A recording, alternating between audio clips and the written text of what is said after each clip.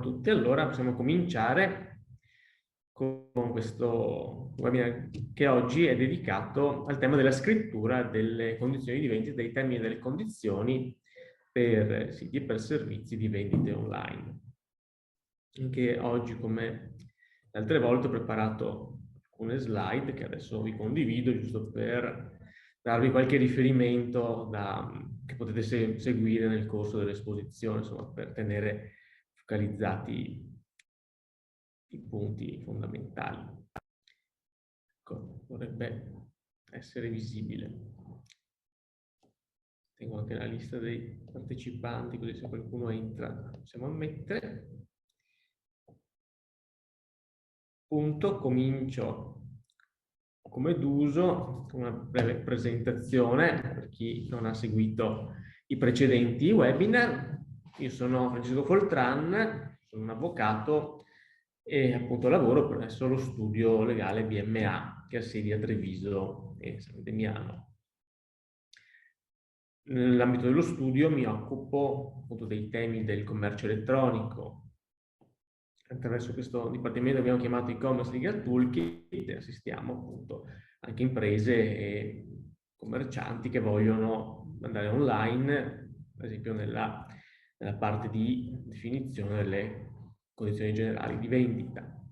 Mi occupo anche del tema della protezione dei dati nell'ambito di questo dipartimento e sono tra i fondatori di una rivista online, di un magazine online, Smartius, che è proprio dedicato ai temi dell'economia digitale e dell'industria 4.0. E appunto cito questa fonte perché all'interno del magazine abbiamo pubblicato diversi articoli anche relativi al commercio elettronico, proprio ai temi legati ad esempio al diritto di recesso, alla garanzia di conformità, quindi a tutti i temi che poi trattiamo anche nel corso di questi webinar. Quindi è una fonte che vi do, poi all'interno degli articoli ci sono ulteriori link, quindi se volete approfondire, quella potrebbe essere una strada di partenza. Ecco, il nostro impegno quando scriviamo gli articoli è essere più facilmente comprensibili possibili a tutti, all'utente medio e al commerciante medio, quindi potrebbe essere, ecco, un punto di partenza. Quindi oggi volevo esaminare con voi due aspetti fondamentali, cioè trattare un po' in generale cosa sono le condizioni contrattuali, perché sono importanti, capire un attimo perché scrivere condizioni contrattuali troppo sbilanciate nei confronti del professionista può essere un problema, perché appunto ci sono delle sanzioni, ci sono delle attività di controllo fatte dalle autorità che possono portare delle contestazioni di violazioni amministrative. Poi volevo porre con voi alcune domande che è bene porsi quando si vuole scrivere delle condizioni contrattuali. Vi darò anche magari quelli che consiglio alla fine.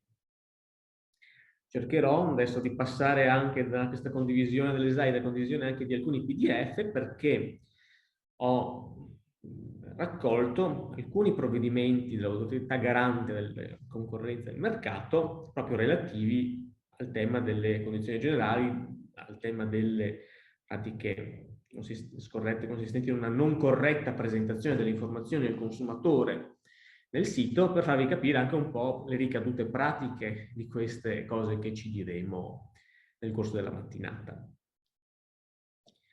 Quindi, anzitutto, dobbiamo partire, no, da che cosa si intende per termini e condizioni, cosa sono e perché sono importanti. Sono i termini e le condizioni, quelle clausole generali, quelle condizioni generali, potremmo dire, che si applicano nell'ambito delle transazioni commerciali concluse attraverso un sito internet, no? Quindi sono delle clausole contrattuali standard che vengono accettate dalle parti, cioè la parte che le predispone, la parte che fa il contratto e aderisce a queste condizioni e le accetta, e che costituiscono essenzialmente il contratto, le regole del contratto che si conclude e che disciplina la vendita del bene o la prestazione del servizio. Quindi sono a tutti gli effetti un atto giuridico che produce effetti vincolanti per le parti. Quindi la violazione di questi termini e condizioni soprattutto per chi le ha predisposte, costituisce un inadempimento contrattuale. Quindi, quando si scrivono le clausole bisogna essere attenti a quello che si scrive e bisogna scrivere quello che si può fare, perché promettere cose che non si possono fare, quindi obbligarsi a certe prestazioni che non sono poi realizzate nell'esecuzione del contratto, dà luogo a un vero e proprio inadempimento contrattuale, che ha delle conseguenze giuridiche. Per esempio, in linea teorica, l'inadempimento contrattuale porta a un diritto dell'altra parte a ottenere un risarcimento per il danno dell'inadempimento contrattuale, cosa che può essere più probabile che avvenga una pretesa risarcitoria da parte delle controparti quando il contratto ha un certo valore o il servizio ha una certa importanza. Chi ha magari in mente il contratto che si di vendita relativo a un sito di commercio elettronico di beni che hanno un valore di pochi euro, magari non ha paura tanto della causa che gli fa il consumatore per avere il risarcimento del danno, anche se in realtà ci sono consumatori che magari fanno questo per passione, quindi magari vi trovate davvero la causa per una questione da 250 euro, e io magari che bazzico anche un po' le sentenze della Corte di Giustizia, ce ne sono diverse che magari partono da controversie in materia di commercio elettronico che sono veramente di valore molto molto basso, ma c'è anche il tema del fatto che il mancato rispetto di queste condizioni, il mancato rispetto degli obblighi contrattualmente assunti può costituire anche una pratica commerciale scorretta e quindi in quel caso il consumatore può fare una segnalazione all'autorità garante che può aprire un procedimento e quindi a bussare alle porte del professionista, la GCM, insomma, non è mai una cosa piacevole perché, come dire, porta all'apertura di un'istruttoria, porta a una serie di adempimenti da parte del professionista che deve dare conto all'autorità di quello che ha fatto e di come lo fa, e quindi può portare poi tra l'altro questo procedimento a un'istruttoria che si conclude con l'accertamento di una pratica commerciale scorretta e con l'applicazione di sanzioni che possono essere anche piuttosto pesanti. Condizioni, appunto, i termini di condizioni non sono una formalità. Adesso io vi ho portato questo piccolo grafico che è un meme, non so se voi, è abbastanza famoso in internet, poi appunto sui social la bolla no? Ti chiude e ti fa vedere quello che pensa che per te sia divertente. Non so se questo per voi è divertente, magari no, per forza fortuna. Comunque questo grafico no, sulle bugie più frequentemente dette dice no, che la bugia più frequentemente detta dalla gente è: ho letto e accetto i termini e le condizioni di servizio. Tutti noi, quando acquistiamo un bene, quando ci iscriviamo un servizio, quando installiamo un'applicazione, accettiamo le condizioni sostanzialmente senza nessun controllo, senza nessuna verifica, e però accettiamo un contratto. Ora, è come dire fisiologico che noi nella nostra vita quotidiana non leggiamo le clausole e i termini e le condizioni dei siti e dei servizi ai quali accediamo, perché sono tanti, tutti i giorni. È stato calcolato che a leggere tutti i termini e le condizioni di servizio di tutti i servizi e di tutti i siti che una persona frequenta normalmente, per leggerle tutte ci vorrebbero diversi mesi, e credo che molte persone abbiano un modo migliore per impegnare il tempo della loro vita. Però è importante che ci siano queste clausole, soprattutto nel caso in cui il rapporto contrattuale e la transazione non vada bene come ci si aspettava. Quindi è importante in quel momento che ci siano delle condizioni che garantiscano adeguatamente le parti e che regolino in modo adeguato i momenti, diciamo, patologici, per così dire, della transazione. E quindi, appunto, è importante che ci siano, è importante che siano scritte bene, è importante che siano equilibrate, perché poi non sono negoziabili normalmente, e però hanno una loro rilevanza perché magari la transazione si conclude, no? In molti casi lo scopo è ricevere il bene, quindi non ci si pone tanto il problema di quello che succede nel corso dell'esecuzione del contratto, ma se ci sono problemi, a quel testo si fa riferimento.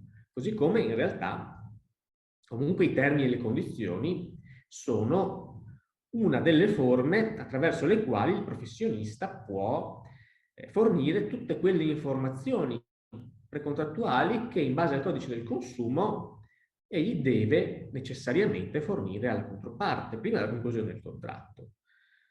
Quindi anche lì magari il consumatore medio non è interessato ad avere queste informazioni, ma alcuni sì, e quindi deve essere messo il consumatore in grado di conoscere, ad esempio, le condizioni per la restituzione, ad esempio, le condizioni per le garanzie, e queste informazioni devono essere date in modo corretto, in modo bilanciato, rispettoso della legge.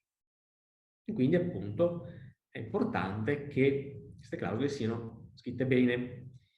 Una delle tentazioni che sorgono in capo al professionista quando bozza termini e condizioni è quella di calcare molto la mano e scrivere le condizioni un po' a proprio uso e consumo. La tendenza molto spesso è quella di dire: le scrivo io, le faccio io, vado essenzialmente al mio interesse. Però questo non è un approccio corretto. Non è un approccio corretto perché se le clausole contrattuali, se i termini e le condizioni sono scritte in modo da determinare un significativo squilibrio tra i rapporti tra professionista e consumatore, mi rivolgo soprattutto ai termini e alle condizioni legati ai contratti di consumo, ecco che ci troviamo davanti a quelle che vengono definite delle clausole vessatorie. Clausole vessatorie che sono appunto, per dire, vietate dal codice del consumo. Il codice del consumo, che è il decreto legislativo 306 del 2005, stabilisce tutta una serie di regole che, come dire, il professionista deve seguire nei propri rapporti con il consumatore.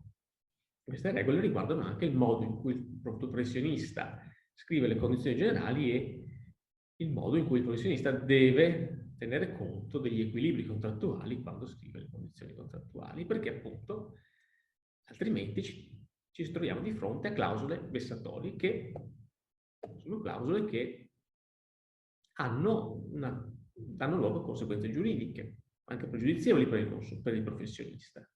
Cosa significa appunto che una clausola è vessatoria? La definizione generale che riportavo prima nella slide precedente, no, dice sono vessatorie quelle clausole che determinano un significativo squilibrio negli equilibri tra le parti. Cosa significa? È una nozione molto generale che poi deve essere applicata nel caso concreto. E quindi il codice del consumo fa un elenco, fa una serie di esempi, che poi vedremo, di clausole che si presumono vessatorie, ma comunque anche l'elenco fatto dalla legge non è un elenco finito, un elenco tassativo, come si dice, cioè solo quelle clausole sono clausole vessatorie. In realtà la vessatorietà della clausola contrattuale deve essere esaminata e valutata in concreto, cioè in base al rapporto contrattuale, come si articola, come sono scritte tutte le altre clausole del contratto.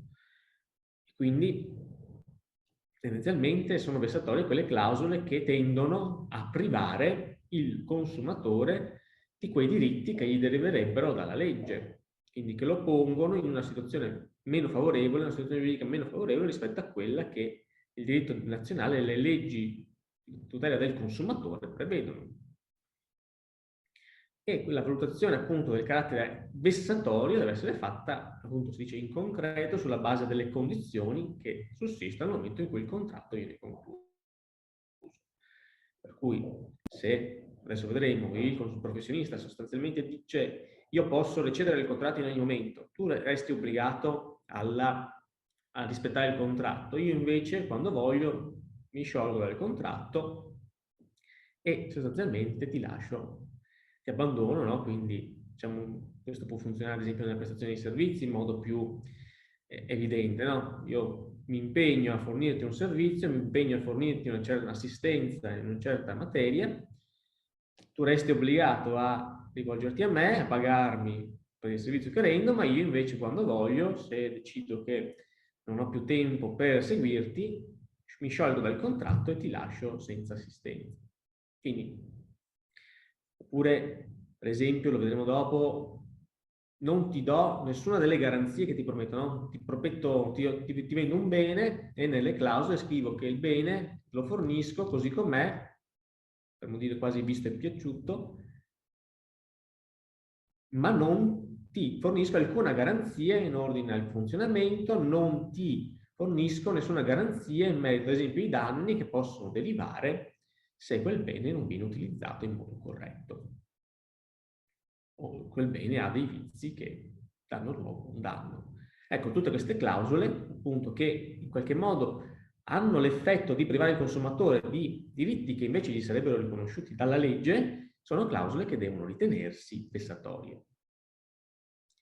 Per cui, per esempio, dicevo prima, il codice del consumo nella lista delle clausole che si considerano, si presumono vessatorie, ha inserito ad esempio quella per cui se il contratto prevede, no, che il consumatore, accettando i termini e le condizioni, si impegni in modo definitivo, quindi sia giuridicamente vincolato a rispettare il contratto, a pagare il corrispettivo, a attendere il bene, mentre il professionista possa sciogliersi in ogni momento per fatti essenzialmente collegati alla sua volontà, cioè non dicendo magari ti presto un servizio, ti fornisco un bene e magari un bene soggetto a una disponibilità limitata se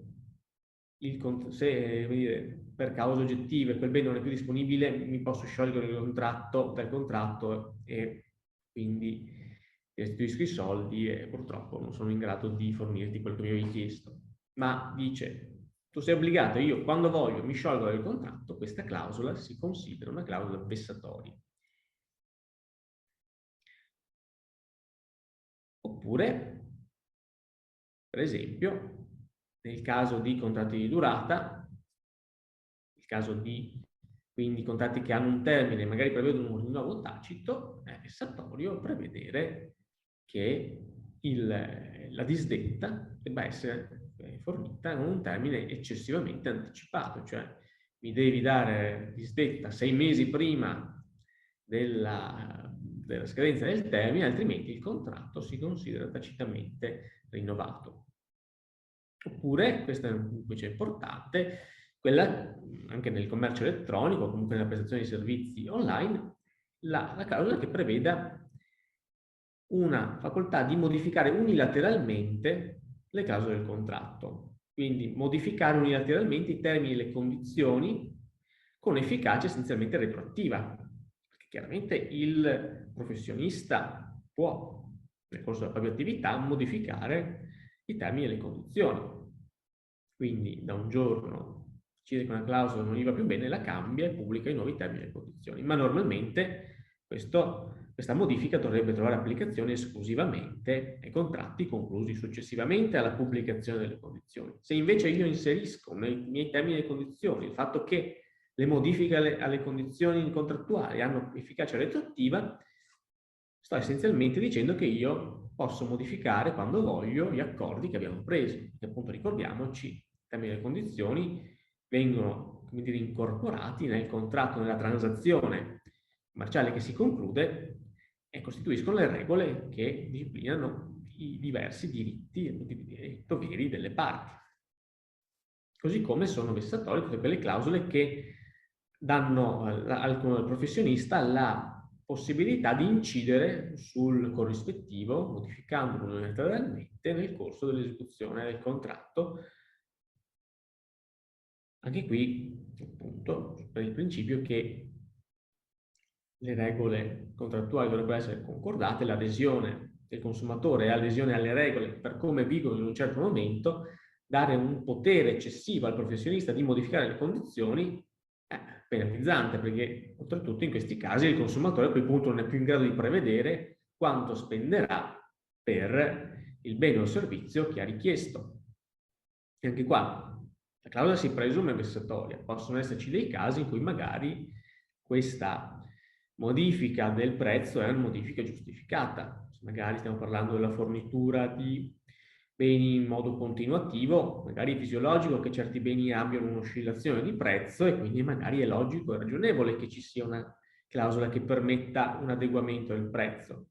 Ma se invece questa possibilità è data arbitrariamente senza sostanzialmente alcuna ragione pratica, ecco che la clausola è in forte odore di essere vessatoria e quindi di essere illegittima.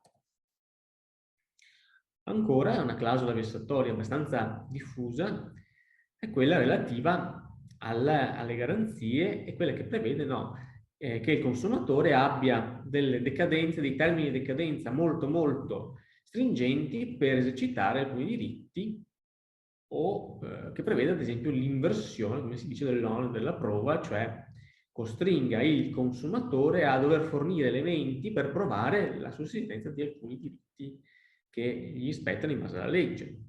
Per esempio, caso tipico, sulla verifica, no? Sulla garanzia di conformità o la garanzia in caso di prodotti che giungono, diciamo, danneggiati dalla spedizione. Il codice del consumo prevede che il rischio della spedizione sia a carico del professionista fino a quando il consumatore non ha la materiale disponibilità del bene. Ecco che se invece le condizioni generali prevedono essenzialmente delle clausole eccessivamente vessatorie dicendo no, il professionista decade, il consumatore decade dalla garanzia se non segnala tempestivamente, se addirittura non fa l'accettazione con riserva al corriere e non segnala dunque che ci sono dei potenziali danni al prodotto che emergono, potremmo dire, dalla scatola che dovrebbe manifestare, no? Segni di urti, allora se non fa questa accettazione con riserva decade dal diritto alla garanzia anche per quanto riguarda il recapito, quindi il rischio sostanzialmente della spedizione viene rovesciato sul consumatore.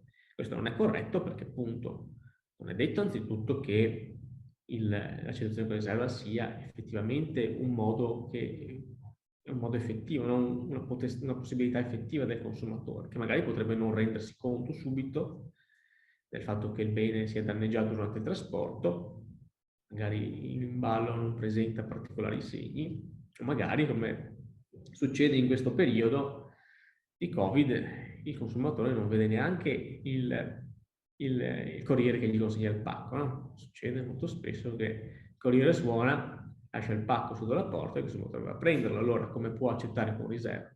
Capite? Queste clausole, dunque, in relazione al contesto, non sono corrette, limitano eccessivamente i diritti del consumatore. Quindi, ho sbagliato il titolo, scusate, della slide. Appunto, quindi contro le clausole vessatorie, che sono appunto clausole, vedete, che hanno l'effetto di determinare uno squilibrio nei rapporti, no? Privano il consumatore di alcuni dei diritti che gli sono riconosciuti essenzialmente dalla legge, dal codice del consumo, ci sono diversi rimedi. Il primo, lo accennavo prima, è quello di una tutela giudiziaria individuale. Le clausole vessatorie sono nulle, cioè non si considerano come non apposte, non sono efficaci, però possono essere rilevate dal giudice, può rilevarle anche nel processo, anche se il consumatore non solleva la mano e dice no, ma guarda che quelle clausole sono nulle, no? Può accorgersene il giudice, può, come dire, non tenerne conto proprio perché considera vessatorie, però appunto richiede l'efficacia di questa tutela, no? La tutela giudiziaria, che si instauri un giudizio tra professionista e consumatore e si sorga una vera e propria lite giudiziaria, cosa che appunto può succedere in alcuni casi, ma non è così frequente, soprattutto nelle transazioni di più modesta entità. Quindi una tutela solo giudiziale sarebbe forse poco efficace a protezione del consumatore, perché il professionista potrebbe fare due conti e dire io da questa clausola vessatoria tendenzialmente posso guadagnare 10. So che magari i consumatori che piantano grane, che mi fanno davvero mi citano davanti ai giudici di pace, sono un 2%, so che comunque quindi mi costerà un tot far fronte a questi giudizi, potrebbe continuare a convenirmi non rispettare la legge. Quindi essenzialmente una tutela esclusivamente individuale non sarebbe adeguata, non sarebbe efficace per fare in modo in realtà che il professionista non sia portato a introdurre clausole vessatorie nei propri contratti. Appunto, questi conti possono essere fatti, se uno ha in mente l'e-commerce con un giro di affari molto limitato, magari il rapporto è favorevole, ma se pensate a grandi siti di e-commerce, grandi fornitori di servizi che magari fanno migliaia e migliaia di contratti ogni giorno, ecco, magari lì il conto no, costi-benefici diventa più facile da operare. E quindi c'è bisogno di una tutela ulteriore, una tutela che agisca a un livello superiore. Quindi, per esempio, è stata prevista la possibilità di fare delle azioni inibitorie. Quindi le associazioni di categoria possono agire con un'azione quindi a carattere generale e collettivo a tutela di un interesse diffuso di tutti i consumatori per ottenere una decisione del giudice che impedisca al professionista di continuare a usare certe clausole vessatorie. Quindi si sposta il piano, non è più il singolo consumatore, la singola parte che viene spinta ad agire in giudizio, ma sono le associazioni di categoria che fanno questo di mestiere, che agiscono e quindi che tutelano l'interesse generale dei consumatori.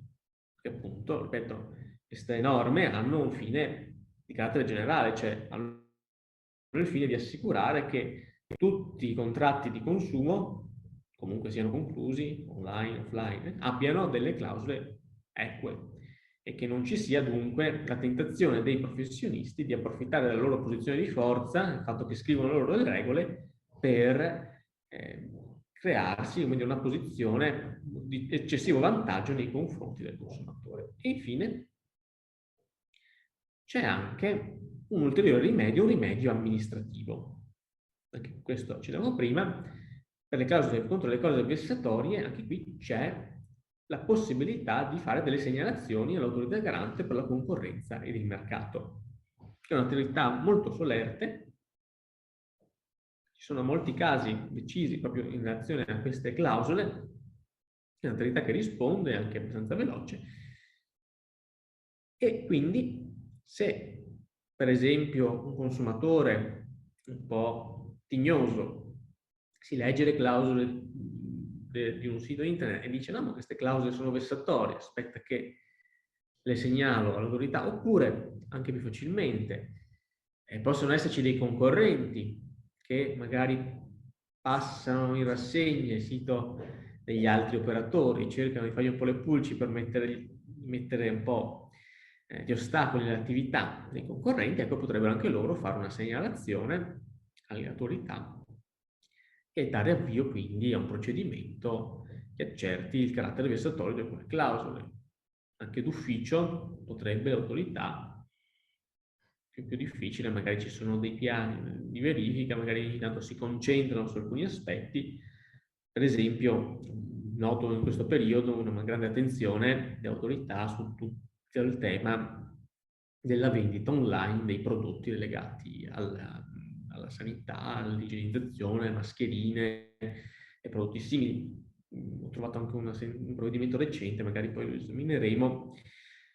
Quindi magari anche lì, se si va per filoni, è più facile che l'autorità cerchi d'ufficio e trovi d'ufficio certi siti.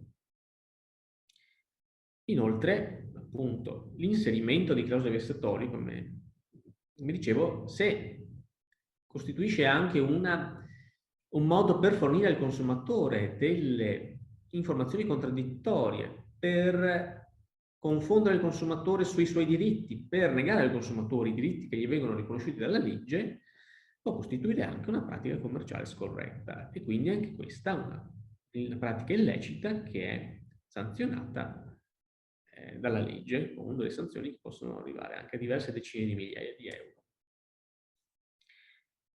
Su questo, quindi, per questo è importante insomma, progettare in modo corretto le condizioni contrattuali e soprattutto progettarle in modo tale che tengano conto dell'effettivo modo in cui si svolge il business, per dare, come dire, un'adeguata regolamentazione alle varie fasi, tenendo conto che vanno scritte le cose, vanno scritte perché se le cose vanno bene tutti sono contenti, nessuno crea problemi, ma se le cose non vanno bene, se ci sono dei problemi nella transazione, ecco che ovviamente le parti, ognuna delle parti cerca di tutelarsi e deve un po' avere un riferimento che è contrattualmente l'unico riferimento sono appunto le condizioni contrattuali. Quindi quando si progetta un sito, quando si progetta una nuova attività di commercio elettronico, occorre porsi delle domande che sono quelle che poi servono a definire le condizioni di vendita. Ecco, io ne ho riassunte qualcune, adesso volevo esaminarle con voi, giusto per capire quali sono i principali aspetti che rilevano e quali sono le principali questioni da affrontare. Per esempio, una delle prime che ci si dovrebbe porre è: chi è il mio cliente? Cioè, a chi intendo vendere i miei prodotti e servizi? Sono solo consumatori? Sono solo professionisti? Sono consumatori professionisti? Perché questo può naturalmente portare a delle scelte diverse. Se appunto stiamo parlando di contratti rivolti a consumatori, quindi condizioni di vendita rivolte a consumatori, io dovrò tenere conto di tutte le regole che vi ho accennato prima, delle quali abbiamo parlato anche nei precedenti webinar, cioè tutte le regole del codice del consumo, che sono molte, sono molto stringenti, limitano molto la libertà negoziale del professionista che fa le clausole. Viceversa, se io invece voglio fare un sito di vendita di beni rivolto esclusivamente ai professionisti, quindi a soggetti che operano nell'ambito della loro attività professionale, quindi vendite a aziende, vendite a professionisti, artigiani, comunque a soggetti professionali, avrò molte meno limitazioni. Perché? Perché il codice del consumo non si applica ai contratti business to business. Per cui tutto il tema del recesso, delle garanzie, delle risoluzione delle controversie, per esempio, potrà essere disciplinato in modo molto più libero, senza dover tenere necessariamente conto dei vari paletti che ci sono nel codice del consumo. Ancora, se io invece conto che nel mio sito possono esserci degli acquirenti che sono acquirenti consumatori e altri che sono acquirenti professionali, potrei pensare anche di fare delle clausole distinte, quindi differenziare le regole per evitare di dover riconoscere ai professionisti la medesima tutela che sono costretto a fornire ai consumatori. Quindi, per esempio, in tema di recesso, che è un tema molto caldo sempre, se io disciplino in modo unico il contratto, devo per forza dire che tutti possono restituirmi la merce entro 14 giorni dalla consegna, senza dovermi dire niente, io devo restituirgli i soldi, loro magari devono solo pagare le spese cioè devono solo spedirmi a loro spese il bene.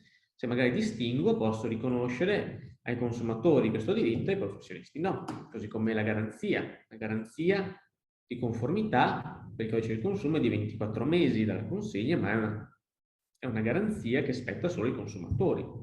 Al professionista non devo dare 24 mesi, da codice sono obbligato a dargliene solo 12, nel codice civile, quindi da regole generali che si applicano a tutti i contratti, anche i contratti con i professionisti. Quindi magari potrei distinguere, e questo chiaramente per me è un vantaggio, perché vuol dire che per l'assistenza post vendita dovrò sostenere costi inferiori. Oppure potrei prevedere ulteriori disposizioni differenziate in materia di risoluzione delle controversie, dando maggiore tutela ai consumatori e limitando al minimo necessario che viene previsto magari da altre leggi generali le tutele, il contenuto delle condizioni rivolte ai professionisti.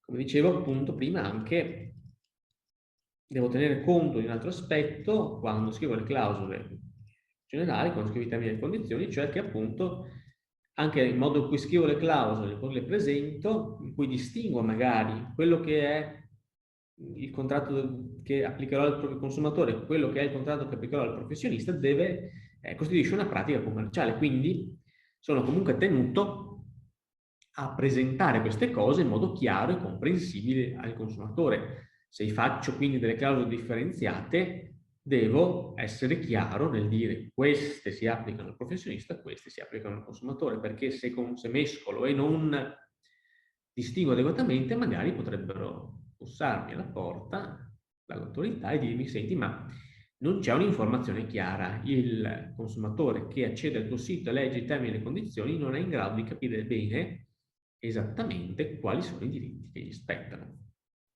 Quindi appunto questo aspetto è un'opportunità da un lato, quella di differenziare le clausole, dall'altro porta un onere, c'è un onere di essere chiari, comprensibili, precisi, ma comunque è un onere in realtà che poi riguarda l'intera stesura delle condizioni generali. Altra domanda che ci si potrebbe porre è, ad esempio, che cosa vado a vendere, che cosa vendo nel mio sito. Può essere una banalità, ma vendo beni, vendo servizi, do un misto. Per esempio, mi è capitato di seguire un'impresa che offriva un servizio di degustazione virtuale, no? Di vini. Quindi mi mandavano dal sito, acquistavo l'esperienza e quindi acquistavo due cose in realtà: un bene, una bottiglia di vino, e il servizio, la partecipazione a un incontro con un sommelier che mi guidava nella degustazione del vino, un incontro a distanza, online. Quindi due oggetti, no? Da un lato il vino, da un lato il servizio. C'è un'interdipendenza, come va disciplinato? Mi iscrivo a un evento che si tiene a una certa data e il vino non mi arriva per tempo. Quali sono le conseguenze? Come viene disciplinata la parziale adempimento? Sono tutti aspetti che vanno considerati. Ho diritto di recesso entro 14 giorni. Se decedo e quindi restituisco il vino, quindi perdo anche il diritto a partecipare all'evento. Sono tutti aspetti che sono... Il recesso è unico e può essere parziale, ci sono tutti aspetti che devono essere considerati nella definizione delle clausole contrattuali. E poi ci sono aspetti anche che vanno valutati in relazione all'oggetto del contratto. Dicevo l'esempio del vino, ma io, se vendo vino, per legge dovrei essere obbligato ad accertare qual è l'età del mio contraente, della mia controparte, quindi di chi compra il vino, perché c'è un divieto di vendere alcolici ai minori di 18 anni. Come faccio a verificare questa cosa? Quali sono i meccanismi che nell'ambito del processo di vendita mi portano a verificare l'età? Quali sono i miei diritti? Se posso e in che modo risolvere il contratto se la parte non mi dà evidenza della sua età? Sono tutti aspetti che vanno evidenziati. Così, per esempio, immaginiamo il contratto di prestazioni di servizi professionali, può esserci un tema legato a un dovere deontologico di verificare che non ci siano conflitti di interessi al momento della raccolta dell'incarico. Quindi anche qui bisognerà disciplinare una fase del contratto che è relativa alla verifica del conflitto di interessi e disciplinare le conseguenze giuridiche. Sono aspetti specifici che riguardano appunto le caratteristiche del bene o del servizio offerto in vendita che vanno considerate nella determinazione di alcuni aspetti del flusso di vendita. Flusso di vendita appunto che deve essere anche adeguatamente disciplinato.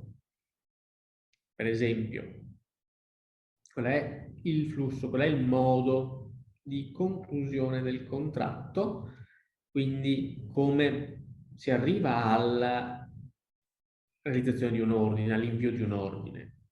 Quando il consumatore è obbligato, quando è, come dire, tenuto a pagare, anche qui ci sono delle norme giuridiche che mi dicono che ci deve essere un flusso, si deve concludere con un riepilogo generale in cui viene indicato effettivamente quali sono i costi che derivano dall'acquisto, e ci deve essere un pulsante che indica in modo inequivoco che, premendolo, io invio un ordine con obbligo di pagare, mi vincolo giuridicamente. Questo è già un po' detto dalla legge. Io devo, nelle condizioni, magari disciplinare in modo migliore il flusso.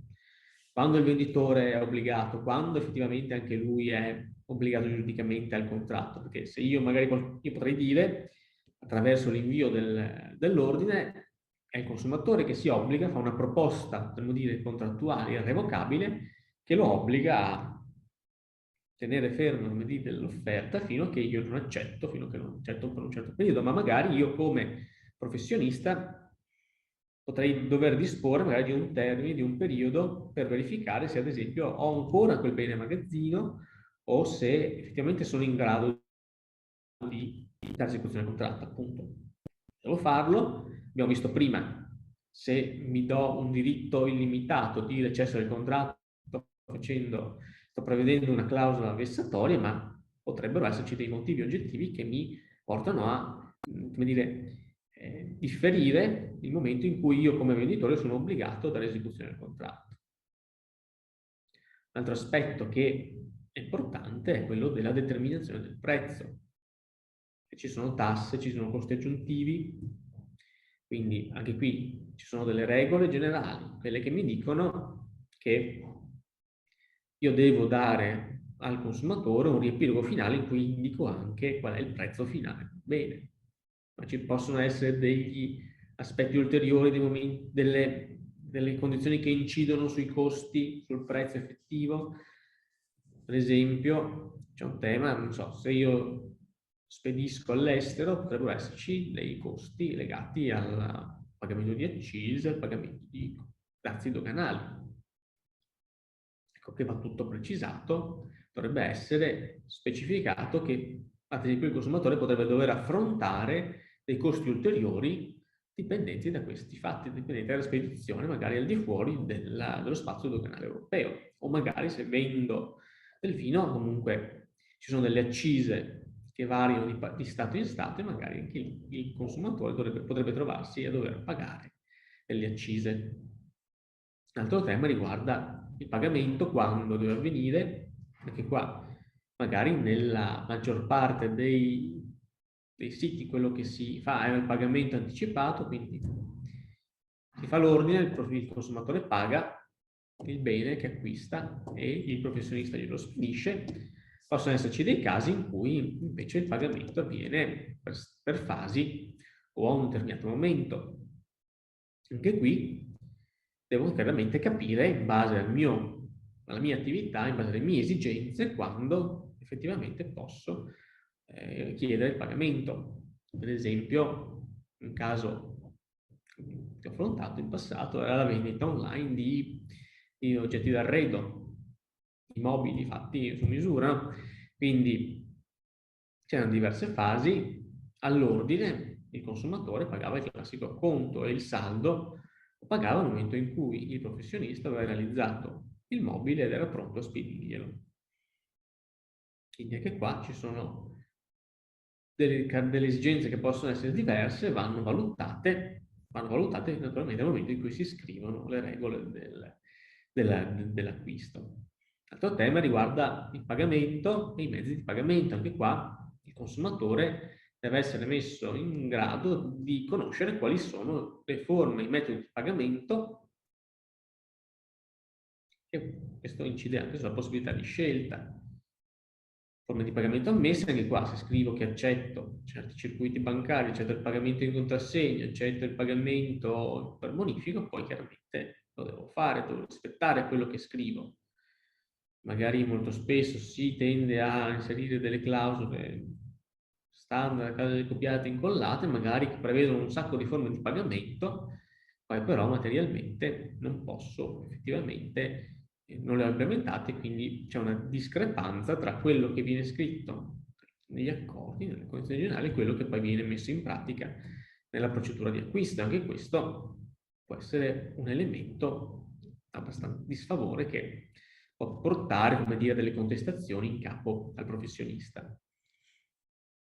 E un altro aspetto è legato alla spedizione della consegna, che qua ci sono delle informazioni che vanno chiarite, bisogna indicarle in modo preciso, perché possono esserci delle caratteristiche particolari rispetto alla consegna. Quando consegno, con che mezzi consegno, quanto tempo ci vuole per la consegna. Se lo scrivo, chiaramente genero un'aspettativa in capo al consumatore.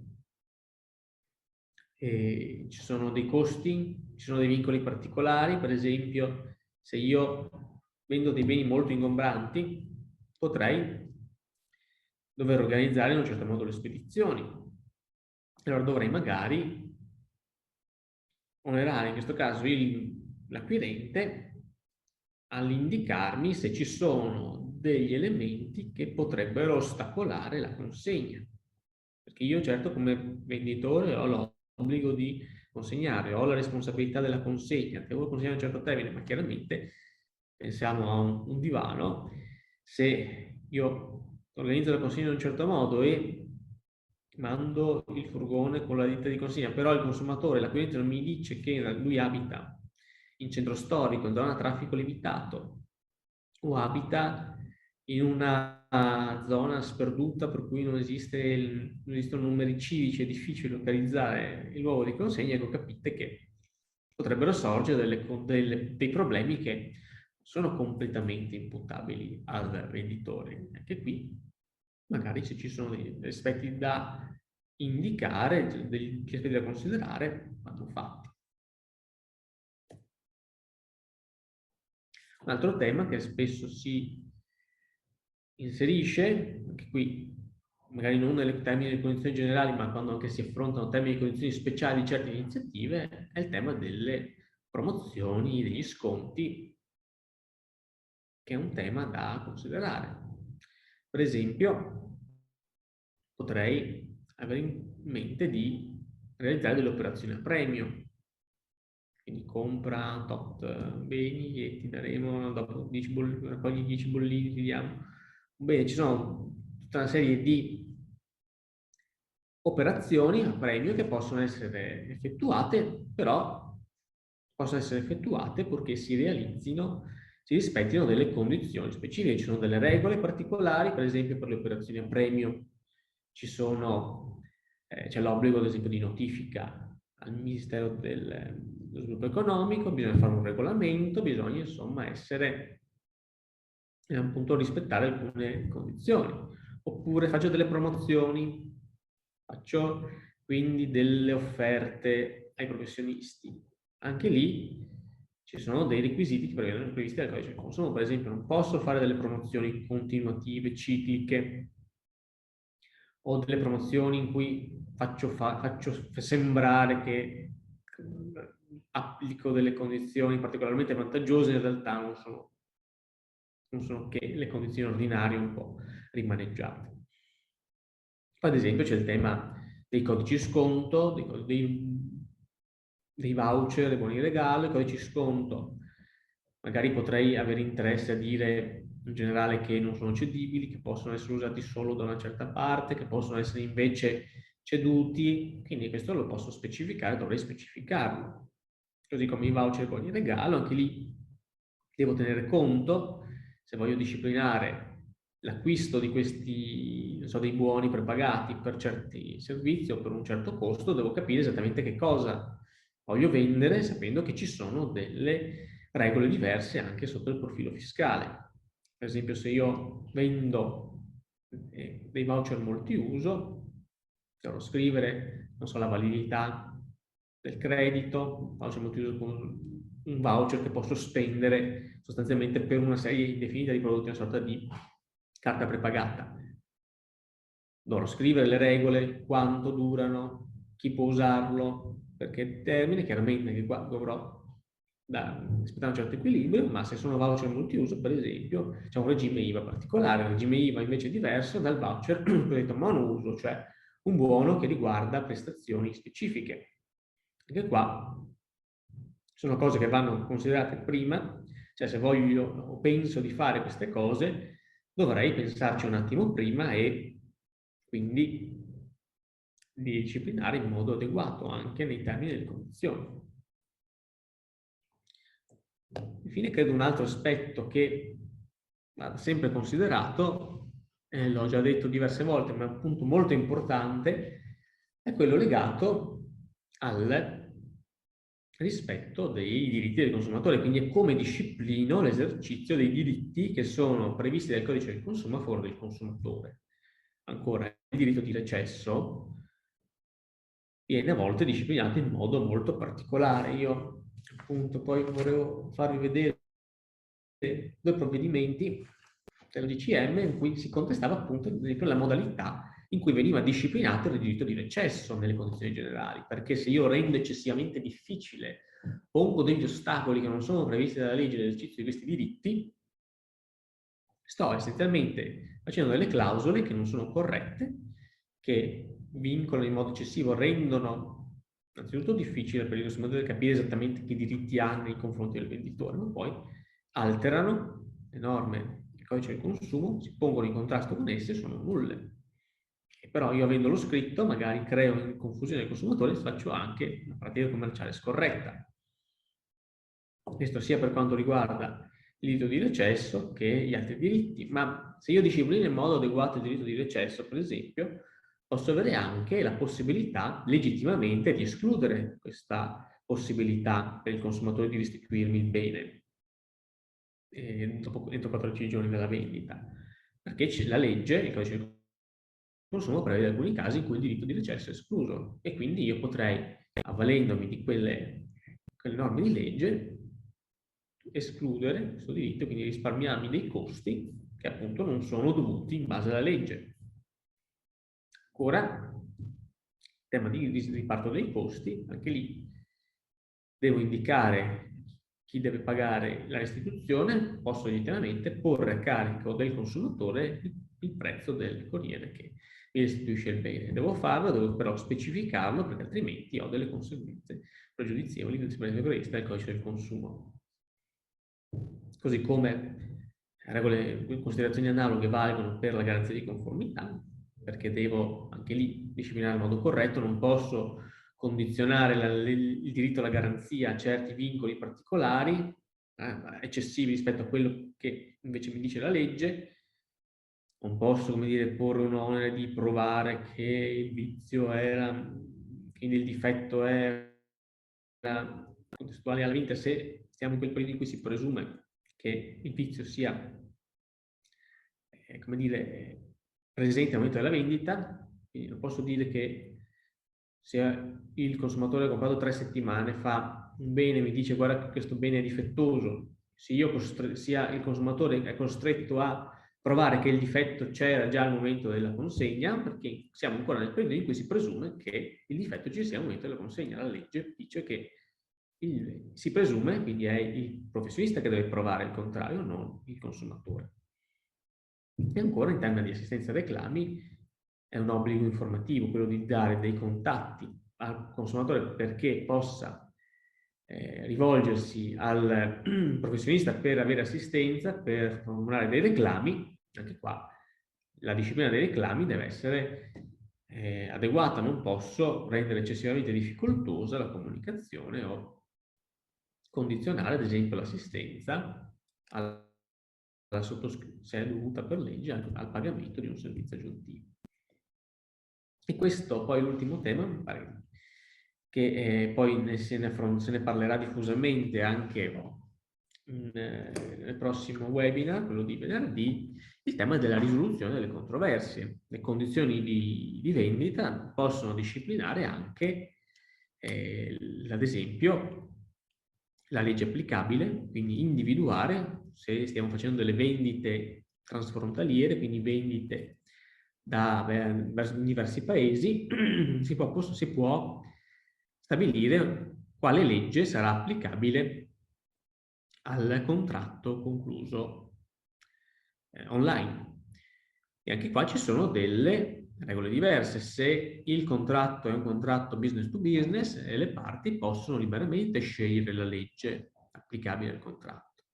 Se invece il contratto è un contratto di consumo tra un professionista e consumatore e il professionista si è rivolto quindi ha proprio offerto i propri beni e servizi nel paese di residenza del consumatore, ecco che in linea generale si dovrebbe applicare la legge dello stato di residenza del consumatore.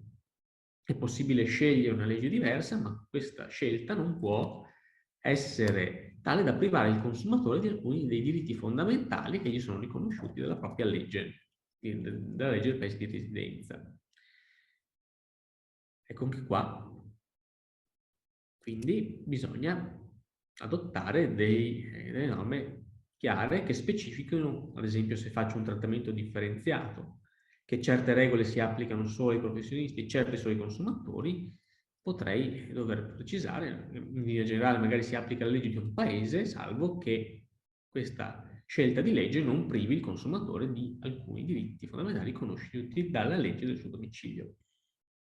E queste considerazioni non sono considerazioni astratte, ad esempio, qualche anno fa Amazon è stata sanzionata proprio perché nelle sue condizioni generali non erano chiare queste cose. Si prevedeva sostanzialmente una scelta di legge a favore della legge del Lussemburgo senza questa precisazione e si è ritenuto che fosse quella clausola una clausola illegittima. Così come sulla giurisdizione, cioè sul giudice competente a decidere delle controversie che sorgono tra professionisti e consumatore, ci sono delle regole speciali nei contratti di consumo che danno al consumatore il diritto sempre di andare davanti al giudice del suo domicilio, quindi al giudice di casa propria, senza dover andare a far causa al venditore nel paese dove sta il venditore, e questa regola sulla giurisdizione non può essere derogata. E anche qui, se io introduco nelle mie condizioni delle clausole sulla scelta di legge, sulla scelta del giudice competente difformi da questi paletti che vengono posti dalla legge, sto introducendo delle clausole vessatorie che possono portarmi anche a una responsabilità sotto profilo amministrativo. Un altro aspetto che va considerato è che ci sono degli obblighi, per esempio, anche nell'informazione della possibilità di ricorrere nella piattaforma di risoluzione online delle controversie che è stata costituita dalla Commissione europea. E anche qua, quindi, deve essere adeguatamente informato anche nelle clausole sulla risoluzione delle controversie il consumatore di questa possibilità. E sulla piattaforma ODR poi vi rimando alla trattazione di venerdì prossimo dove si analizzerà molto, molto nel dettaglio questa piattaforma. Quindi, per concludere, volevo darvi qualche consiglio finale, poi volevo farvi vedere nella pratica alcuni provvedimenti effettivamente adottati dall'autorità garante proprio su questi temi. Innanzitutto, il tema è i termini e le condizioni dovrebbero essere un vestito che se non è su misura, quantomeno è un vestito rifinito sulle esigenze delle singole attività. Quindi, innanzitutto, guardate bene, diffidate da quei termini e le condizioni che magari sono offerti già dai template dei CMS, dei vari moduli scaricabili, no, per gestire l'e-commerce o dalle varie piattaforme online. Per esempio, più famose, Shopify o i vari moduli per WordPress o quant'altro, perché magari sono condizioni che a volte non sono neanche tradotte in italiano e quindi questo è già un problema perché non consentono, se voi vendete principalmente in Italia, al consumatore medio di conoscere in modo chiaro e immediato qual è il contenuto delle condizioni generali, ma soprattutto possono essere fatte avendo a mente le regole di altri paesi, di altri stati, che magari non sono tutelanti verso il consumatore quanto lo sono le nostre. Le leggi europee sono comunque tra quelle che danno maggior tutela al consumatore, forse eguagliate dalla legge della California o di qualche altro stato, ma pochi. Quindi se le condizioni sono le condizioni del template fatto da un'agenzia indiana e venduto su un marketplace di temi per WordPress e WooCommerce, magari questi termini e condizioni non sono adatti a regolare i contratti in Italia. Anche qui bisognerebbe evitare il copia e incolla, quindi evitare di prendere, diciamo, il testo di condizioni generali di altri siti, soprattutto anche dei più famosi, perché, come accennavo prima, anche Amazon, anche i grandi operatori non sono sempre conformi nelle loro condizioni, non rispettosi nelle loro condizioni alla legge. Quindi ci si illude magari che un colosso dell'e-commerce possa avere un ufficio legale che fa dei termini e condizioni a prova di bomba, in realtà molto spesso è il contrario, cioè i termini e condizioni sono molto sbilanciati. Questo valeva soprattutto qualche anno fa, adesso un po' alla volta, a forza di sanzioni, anche questi colossi si stanno un po' adeguando, stanno ritoccando, conformando le loro condizioni al codice del consumo, però è ancora un po' rischioso copiarli, quindi il consiglio è: guarda, trovate un supporto in qualche modo specializzato, cioè nel definire dei termini e le condizioni rivolgetevi a tutte usate quelle risorse che vi consentono di realizzare delle condizioni che siano quanto più possibile tagliate al vostro caso concreto e che appunto vi permettano di superare le possibili criticità legate alla vessatorietà di alcune clausole e alla non conformità alla legge. Quindi questo non vuol dire solo rivolgersi ai professionisti per farsi fare un abito su misura, che magari, se il business è un business semplice, può non essere necessariamente la scelta più conveniente, ma pensate ad esempio alle associazioni di categoria che sono molto attente sul tema e che magari sanno fornirvi una base per cominciare a operare, ma è una base da rifinire, ma che comunque è una base che ha già un suo vaglio tecnico. Oppure, anche qui un consiglio un po', un po' spassionato, un po' rischioso a volte, ma comunque sempre valido: ci sono molti servizi online che offrono la possibilità di creare delle condizioni online, anche lì col limite che sono condizioni create in modo automatico, e quindi magari possono funzionare per attività semplici, possono essere più critiche per attività che non sono quelle classiche, magari sono condizioni precompilate, no? Avendo a riguardo il classico e-commerce che avendo un prodotto, se voi avete esigenze particolari, insomma, possono avere dei limiti. Però è comunque una risorsa importante, che è comunque qualcosa di più dal semplicemente affidarsi al testo del template, che magari non è aggiornato, che magari non è conforme. Ecco, volevo appunto a questo punto, per dare qualche ricaduta, qualche esempio pratico di quello che ho detto fino adesso, esaminare un paio di casi, di provvedimenti del Garante che hanno avuto riguardo proprio a siti di e-commerce, magari non grandi gruppi, ma vedremo anche grandi gruppi, e che hanno avuto ad oggetto anche le clausole contrattuali.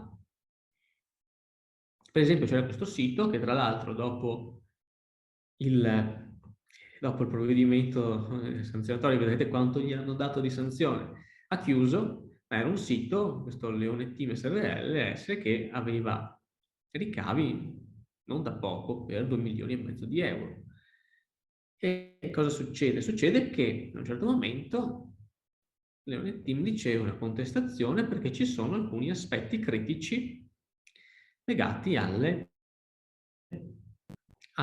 condizioni generali. In particolare, per esempio, si diceva, nel modo di esercitare il diritto di recesso, nelle condizioni di modalità di recesso, si dice si subordina la possibilità di restituire il bene a una comunicazione del professionista, quindi il consumatore doveva comunicare preventivamente l'intenzione di avvalersi del diritto di recesso e doveva attendere che il professionista gli mandasse un numero di autorizzazione al reso, cosa che non è invece prevista dal codice del consumo. Veniva poi prevista anche un'informativa non corretta sulle sulle modalità di recesso, per esempio, definiva appunto il diritto di recesso come garanzia soddisfatti o rimborsati. Quindi anche qui diceva l'autorità: tu stai chiamando garanzia soddisfatti e rimborsati il diritto di recesso e stai utilizzando le informazioni fuorvianti, non stai specificando in modo corretto le informazioni. Ancora c'erano delle indicazioni ritenute non corrette in tema di garanzia di conformità. E anche qui c'erano dei riferimenti non corretti, c'erano delle normativi non corretti, c'erano delle informazioni inserite in luoghi che potevano non essere di immediato accesso al consumatore. Quindi tutte le clausole, tutte le condizioni non erano scritte in modo chiaro, adeguato, e diceva l'autorità: in questo modo viene confuso il professionista, il consumatore, perché essenzialmente il consumatore non sa più bene quali sono i suoi diritti, dove andare a recuperare le informazioni, come comportarsi. Poi diceva: manca sul tuo sito il link alla piattaforma ODR. Quindi, come vi accennavo prima, esiste una piattaforma creata dalla Commissione per la risoluzione delle controversie online e appunto c'è un obbligo di inserire il link a questa piattaforma, e le condizioni non riportavano questo link.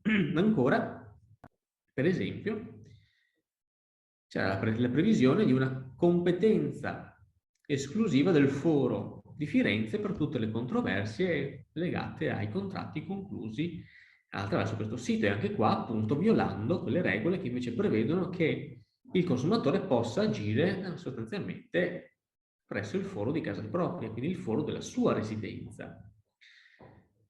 E ancora un altro aspetto che ho toccato anche prima: si parlava di promozioni, c'era la possibilità di guadagnare crediti mediante, come dire, il sistema di referral, no? Quindi promuovi il mio sito e fammi fare delle vendite, io ti compenserò con questi crediti, ma appunto questa sezione risultava carente sotto il profilo delle informazioni fornite in merito al funzionamento della suddetta promozione. Quindi appunto condizioni carenti che non consentivano di capire esattamente quale fosse il contenuto dei vari diritti, e anche fuorvianti, perché appunto prevedevano delle regole contrarie al codice del consumo. E quindi poi, vedete, c'è tutto un procedimento, impegni del professionista che si era impegnato a sistemare le clausole. Vedete poi come è articolato un provvedimento dell'autorità, no? Fa vedere come è stato sistemato, come è stato rivisto, tutto quanto.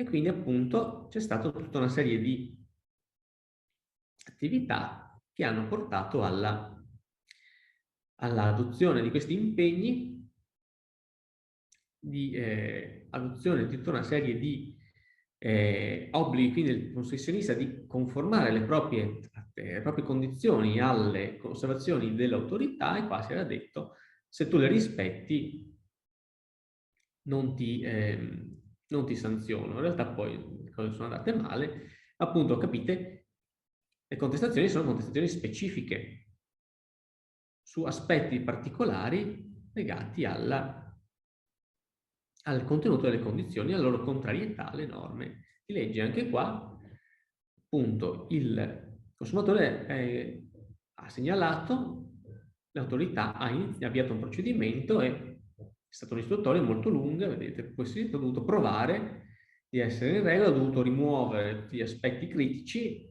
e in questo caso è andata moderatamente bene, perché c'era stata una prima fase di impegni. Quindi il professionista ha detto: mi impegno a rispettare certe regole, mi impegno a rivedere le mie condizioni, e l'autorità ha detto: va bene, allora non ti sanziono, tengo da parte il fascicolo, però sappi che se tu violi questi impegni hai una sanzione fino a 5 milioni di euro. E quindi questo è stato, per dire, un tema, un caso, dove appunto contestate erano quegli aspetti che avete visto abbiamo affrontato anche prima. Ancora volevo vedere con voi un altro caso, è stato quello di questo Shopati, dove ancora venivano contestate tutta una serie di mancanze informative. In particolare, se andiamo a leggere alcuni paragrafi, si dice no, il professionista pone ingiustificati ostacoli al diritto di recesso, quindi delle condizioni per cui dice sarà sempre comunque trattenuto come costo della gestione per garantire agli utenti finali una certa quota del prezzo, quello che era stato pagato come diritto di prenotazione, una sorta di caparra.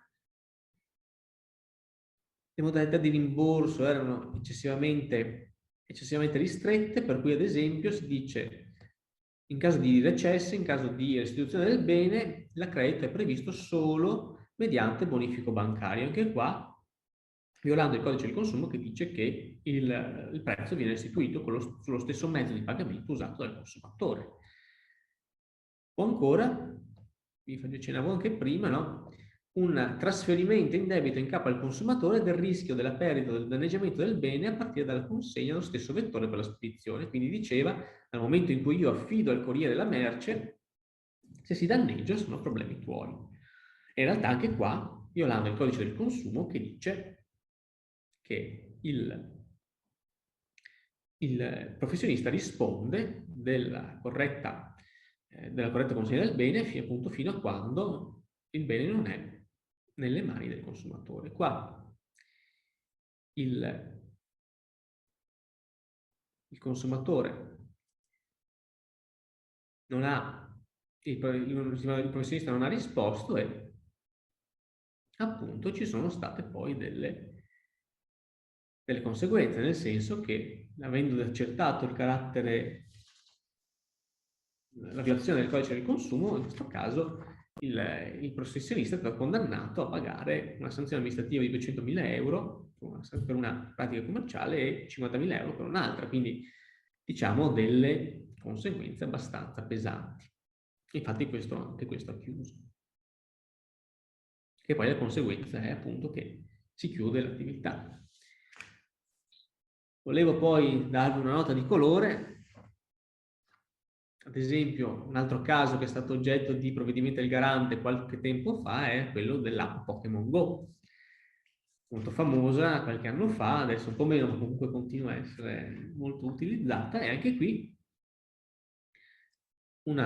c'era appunto un'associazione di consumatori che era andata a spulciarsi le condizioni dell'app Pokémon Go, ma ce ne sono tante altre che avrebbero, come dire, delle condizioni simili, e aveva rilevato come queste condizioni fossero molto molto vessatorie. Per esempio c'erano delle limitazioni di responsabilità particolari, molto molto forti, quindi il professionista sostanzialmente declinava ogni responsabilità, ogni garanzia rispetto all'utilizzo dell'applicazione. Per esempio dava una possibilità di cessazione del servizio, no? Possiamo annullare, sospendere, chiudere l'account a nostra esclusiva discrezione senza preavviso.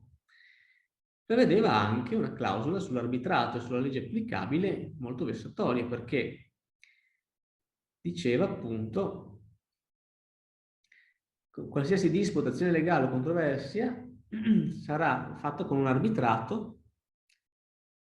La sede dell'arbitrato sarà la California, e quindi capite, litigare per l'uso di Pokémon Go dovendo fare un arbitrato in California potrebbe essere molto costoso per il consumatore italiano, per l'utente italiano. Anche qua, qui non ci sono state sanzioni, ma ci sono state appunto c'è stata una revisione delle clausole da parte della società e c'è stata semplicemente una dichiarazione di vessatorietà delle clausole applicate. Vedete, quindi ci sono diversi aspetti, diversi provvedimenti che puntano il faro proprio su questi aspetti delle condizioni. L'ultimo che vi indico così a titolo informativo è questo: c'è un procedimento in corso dell'autorità garante, sempre promossa da un'associazione dei consumatori, come segnalante, relativa al sito di Leroy Merlin, ma appunto anche qui il tema riguarda aspetti come la gestione degli annullamenti degli ordini e anche le informazioni relative all'evasione dell'ordine, perché si dice no, sono indicate informazioni adeguate e fuorvianti in merito alle modalità di gestione degli ordini suscettibili di indurre i consumatori in errore circa l'effettiva disponibilità dei prodotti, le modalità di reclamo, le richieste di reso e gli interventi di garanzia. Quindi anche qui ci sono delle condizioni che non sono stese in modo corretto, che creano confusione ai consumatori, che rischiano di mettere in dubbio la possibilità di fruire dei diritti riconosciuti dalla legge, e quindi sono anche qui soggetto a sindacato da parte dell'autorità. Detto questo, ho visto che è stato pubblicato sulla chat il link per la compilazione del questionario di gradimento. Se avete modo di farlo, vi do magari qualche minuto per copiare il link e compilare il questionario, che serve appunto, come si accennava all'inizio, sia per darci indicazioni su come proseguire nei webinar, no? Se ci sono degli aspetti che sia bello approfondire, se ci sono delle tematiche che vorreste affrontare, o anche dei suggerimenti su come svolgere l'esposizione, e naturalmente saremo felici, insomma, di tenerne conto. E poi l'ultima cosa, adesso se qualcuno ha delle domande possiamo magari dedicare questi ultimi minuti a rispondere alle domande. Lascio anche da ultimo i miei riferimenti, se avete magari piacere di contattarmi se volete approfondire alcuni aspetti specifici. Vi lascio appunto il mio indirizzo email, i siti, oppure se volete potete contattarmi anche su LinkedIn, trovate anche lì.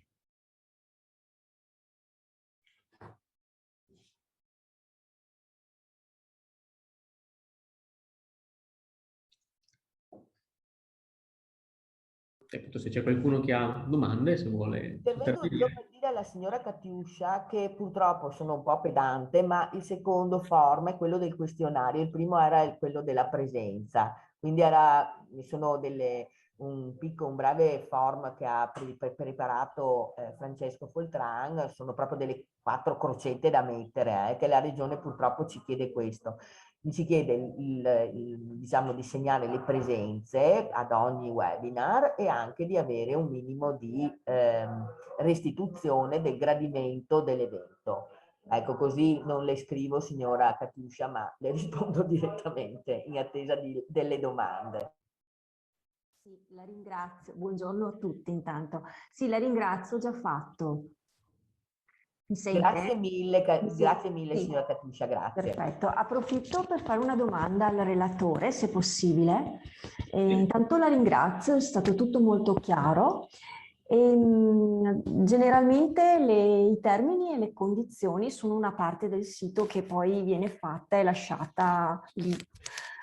Secondo lei ogni quanto tempo dovrebbero essere poi aggiornate e riviste? Perché comunque molto spesso ho notato i siti tendono a lasciare nel dimenticatoio alcune parti, no? E quindi anche magari i termini e le condizioni a distanza di tempo non vengono più aggiornate o comunque avrebbero bisogno di un refresh. Secondo lei ogni quanto bisognerebbe rivederle queste tematiche, appunto?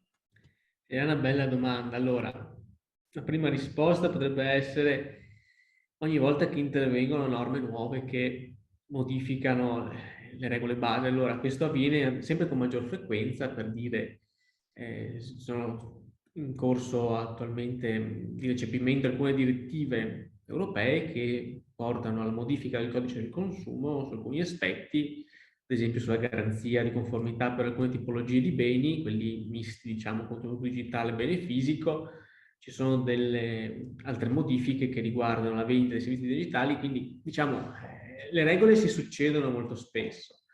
Un controllo andrebbe fatto magari generalmente, non so, annualmente, ogni anno e mezzo, non insomma troppo, con troppa, come dire, distanza l'uno dall'altro, soprattutto in questo periodo che è un periodo di grande trasformazione. Ecco. Il legislatore, sia quello italiano che quello europeo, sta intervenendo in modo molto pesante sulla disciplina di queste transazioni online, perché ci si rende conto che è un settore sempre più rilevante e ha bisogno di regole anche ad hoc. Quindi, diciamo, un po' bisognerebbe avere un occhio, non so, ai siti, ecco, ritorno al tema di prima, a guardare un po', sfogliare i giornali, sfogliare i siti specializzati magari che possono dar conto delle novità normative e che quindi possono fare un po' accendere il campanello per dire, caspita, è meglio che do una riletta alle mie condizioni per capire se sono conformi alle norme che sono state approvate. Certo, grazie. Grazie mille. Prego, prego.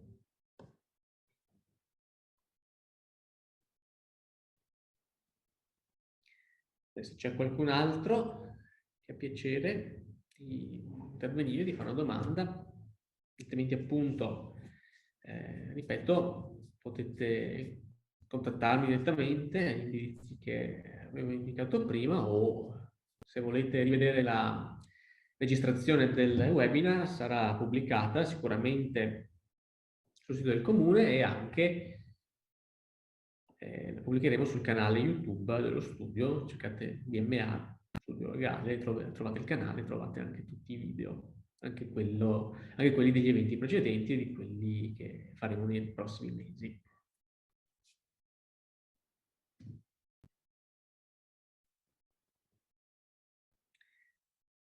Va bene, allora direi che possiamo concludere a questo punto, se non ci sono altre domande. Vi ringrazio allora della partecipazione e vi ricordo che venerdì 29 ci sarà il webinar tenuto dalla mia collega Federica Bardini, che affronterà proprio il tema della risoluzione online delle controversie, tratterà delle diverse modalità e anche delle questioni che si pongono nella risoluzione delle divergenze tra le parti di un contratto online. Ci sono regole specifiche anche in considerazione magari delle particolarità delle transazioni che vengono fatte. Vi saluto anch'io e per chi si è iscritto ci sentiamo venerdì. Un saluto a tutti e grazie Francesco. Sì.